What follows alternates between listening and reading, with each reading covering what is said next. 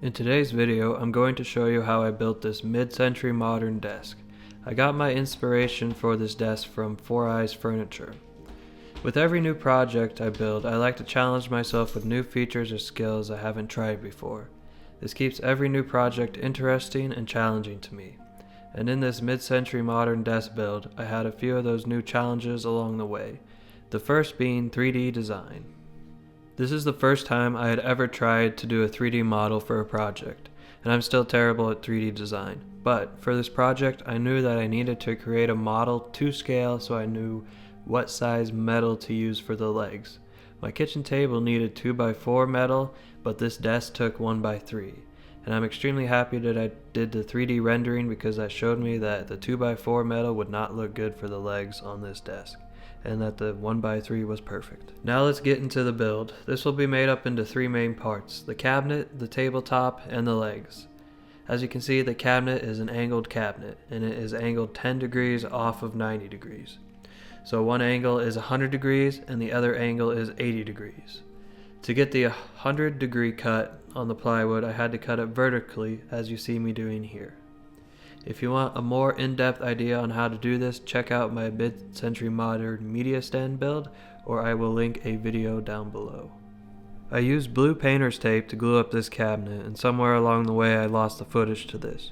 But a good trick to gluing up miter joints that are difficult to clamp is just using blue tape like this. With the cabinets glued up and drying, I had to turn my attention to the drawer fronts. I had to worry about this early on because it's going to take me a while to get them ready to use. As you can see, these are still rough sawn lumber. I had to cut the boards to rough length and then remove the live edge to start the process of making these into drawer fronts. With the pieces cut down to rough size, I could begin the process of flattening the pieces out on the planer sled. This process pretty much took me a full afternoon. And with the pieces flat, I could now remove the rest of the sapwood and put a final straight edge on these boards. After a few days of letting the boards sit and accumulate to the shop and seeing if there was any wood movement after the planing process, I could start the glue up for the drawer front panels. I did a panel because I wanted this to be as seamless as possible, and this will be inset drawer fronts, so I need them to be perfect. Well, or as close to perfect as I can get. I glued up the panel, and then after an hour or so I removed any excess glue, and this is always such a satisfying process. After that, I let the panel dry for a few days. Let's jump back in time a few days. I am working on the cabinet drawer boxes while all the walnut I milled up sits for a few days to accumulate to the shop and see if there's any movement that happens after all the milling I did. I need to add a divider to the cabinet itself to give a place for the drawer sides to attach to. I am not confident enough to use the angled side and spacers to make the drawer boxes. By adding a divider, this allows all the drawers to be the same size and things will be square and easier. Yes, I'll lose a little space, but later you'll see how I used some of that lost space. With the drawer pieces all cut to size and labeled, I sanded everything with 220 grit before I assembled the drawers. This just makes finish sanding way easier when the drawers are put together. I won't have to worry about sanding all the corners and sides. I just used glue and brad nails to make my drawer boxes. Nothing special, and I'm still new to making drawer boxes. Hopefully soon I'll start feeling confident enough to use dados and rabbits to make drawers. But it was very satisfying batching out these drawer boxes, with them all being the same length and width. When I was done with the drawer boxes, I turned my attention to edge banding and the cabinet face frame. With all the offcuts from giving the walnut boards straight edges, I made up some face frame material for the cabinet and drawer boxes. This is mainly used to hide the plywood edges, but the walnut face frame with the inset drawer fronts will make the cabinet look very, very clean in my opinion.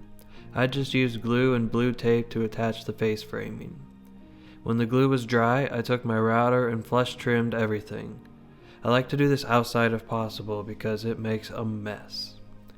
After everything is flush trimmed, I can finish sand the cabinet and the drawers. Let me know down below in the comments if you think I should have used maple edge banding on the drawer boxes or if you think the walnut looks good. I traced out a template on 1/4 inch MDF of the front of the cabinet opening. This will be the template for the inset drawer fronts. I cut the template out on the bandsaw and sanded it down to fit the cabinet opening as perfect as I could. With the template cut out, I could transfer the template to the real drawer fronts. I used a flush trim bit on my router to copy the template to the walnut drawer fronts, and it's safe to say this was the most nerve-wracking part of the project. If I mess this up, I'm screwed. But everything turned out just fine in the end, thank goodness. At this time, I didn't know how I wanted to finish the cabinet. My fallback was paint, to paint it the same color as my media stand, but to be honest, I am not a fan of painting wood, but obviously that's what I went with because it matched the other piece of furniture. In hindsight, I should have made my own walnut veneer and done it this way, but I didn't know if I would have enough walnut from the same boards to make it work, because if you use different kinds of walnut, the color will vary. Staining also crossed my mind, but it's hard to color match stains as well, and I thought that would honestly look awful. This was just a really hard choice to make, but I went with paint in the end. Let's work on the desktop now, because that's something I had my mind made up on. I had this lovely piece of 2-inch cherry that was 12 inches wide. I wanted my desk to be right around 2 feet wide, so this was perfect. I ended up maxing out my bandsaw resawing the cherry to give myself a beautiful book-matched desktop. Flatten the now 2 boards to get them to the exact same thickness, then put a nice straight edge on both boards before gluing them up. I used dowels here for alignment. It's not that big of a glue up at 2 foot by 4 foot, but any little help to make things easier for me. Then I cut the desktop to size after a few days.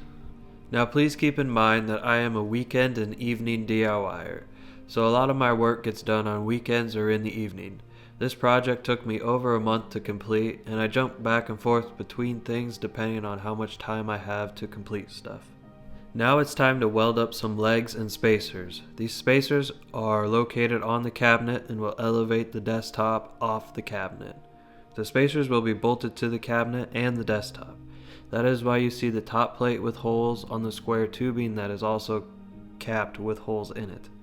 I'm still learning how to weld, so I'm getting some pointers here along the way as I work on welding up these legs. I wanted the legs to angle the exact same way the cabinet does, so I needed to cut them to match the 100-degree angle on the cabinet.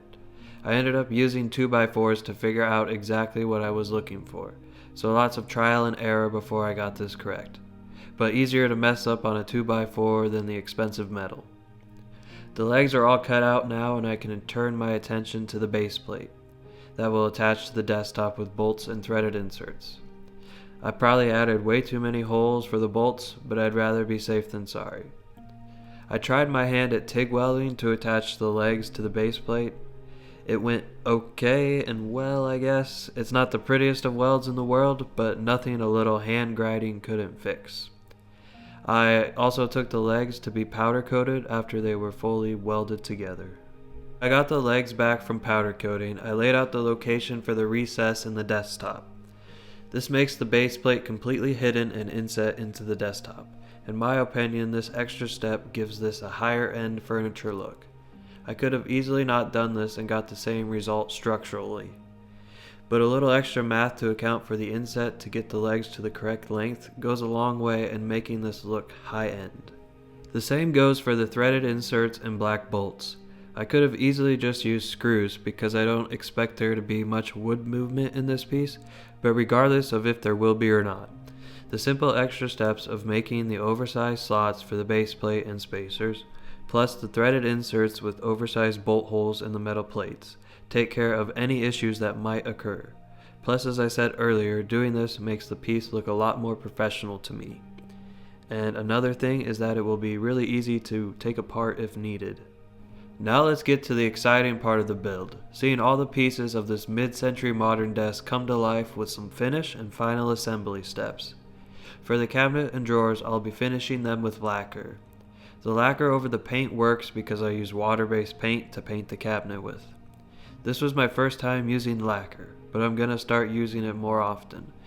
The speed of this process amazed me. I'm used to needing multiple days to finish projects with polyurethane.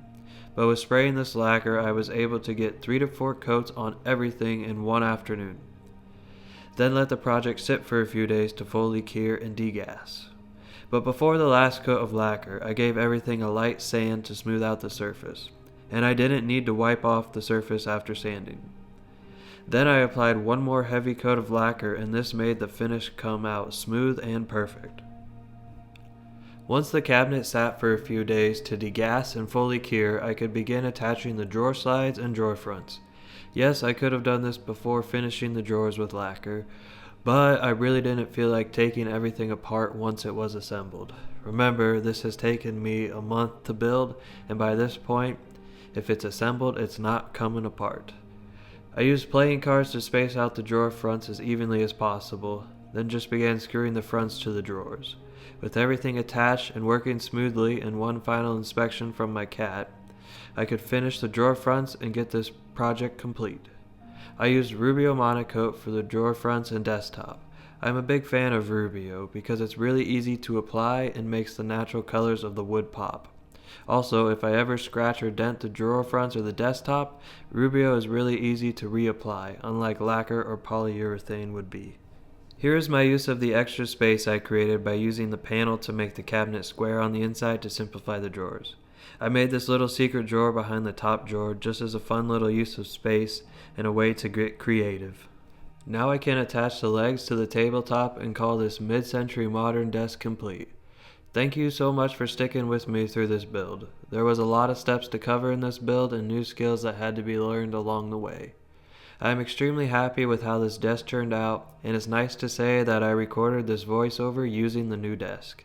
It's going to be so nice to have a clean space to do my future work from. If you enjoyed this video and I earned it, please consider subscribing or giving me a thumbs up. I hope to see you on the next build.